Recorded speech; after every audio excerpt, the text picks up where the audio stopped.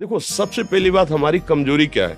हम परेशान हो जाते हैं। संसार में देखो तो परेशान, परमार्थ की तरफ देखो तो हम परेशान हो। ये हमारा आदत स्वभाव बन गया परेशान होना। थोड़ा सा धैर्यवान बनो, गंभीर बनो।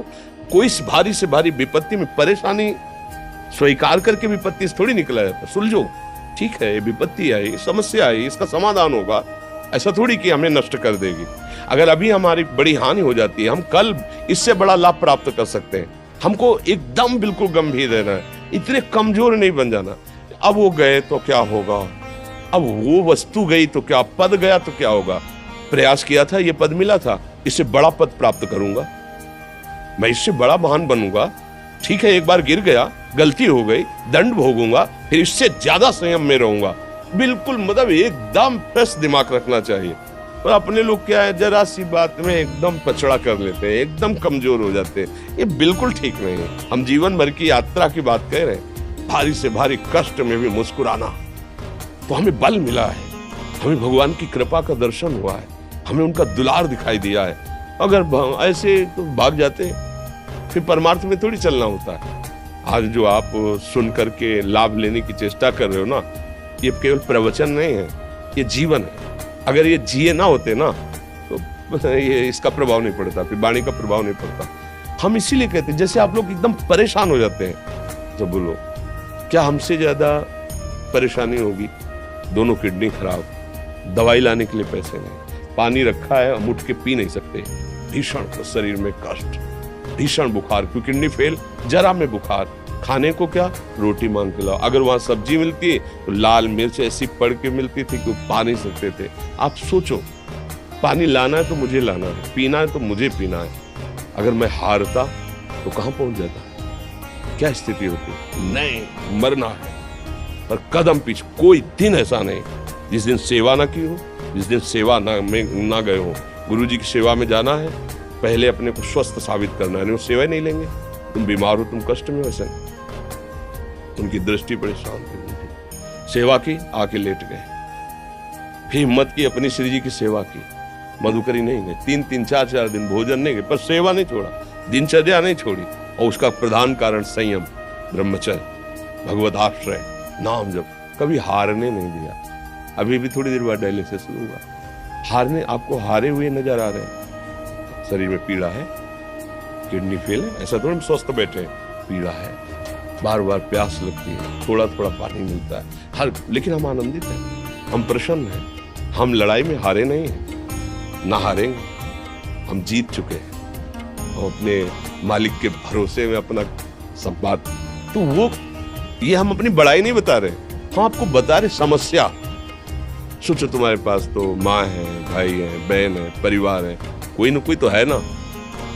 मेरा किसी ने कभी जीवन में ध्यान भी नहीं दिया। क्यों? बचपन से बाबा जी बन गए, किसी से प्यार नहीं, किसी से संबंध नहीं, कोई जानकारी नहीं, हम कहाँ हैं, वो कहाँ है, किसी से कोई मतलब नहीं। अच्छा, जवान साधु कौन श्रद्धा करे? कभी गांव जाने की हिम्मत नहीं पड़ती कि रोटी मांग ले। पता नहीं लोग क्या सोचेंगे, क्या भावना कर ले।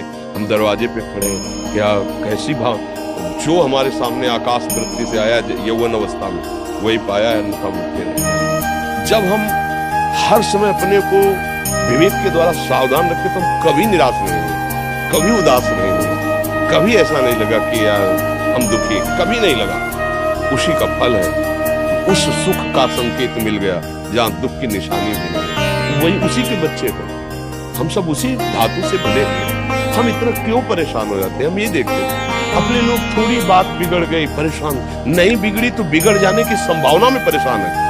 आज सुख है, लेकिन कल सुख छिन जाएगा, तो हम आज के सुख में सुखी ना होकर कल के दुख के आने की संभावना में भयभीत हो, तब क्या हमारी सोच रह गई? हमको इतना बलवान बनना है कि सुख और दुख दोनों हमको छू न सके। भारी से भारी सुख की व्यवस्था है तो अहंकार में हर्षित होकर किसी का अपमान न करे कि हम धनी, हम पदाधिकारी, हम। भारी से भारी दुख आया तो हमें किसी के सहयोग की जरूरत नहीं। हम फिर अपने कदम बढ़ाएंगे, हम फिर जुड़ी हुई अपनी भावनाओं को सजाएंगे। मस्त जीवन, एकदम तुम अविनाशी के बच्चे हो। शेर का बच्चा भेड़ों के बीच में फंसकर म्यों म्यों बोल रहा है, बस अगर दहाड़ना सीख जाए तो कोई भी उसे परास्त नहीं कर सकता। ऐसे भगवद अंश तो प्रपंच में फंसकर अपने को इतना दीन क्यों देख रहा है? तू ऐसा है, भगवान के दिव्यास्त्र में भी ताकत नहीं तेरे को मार सकती।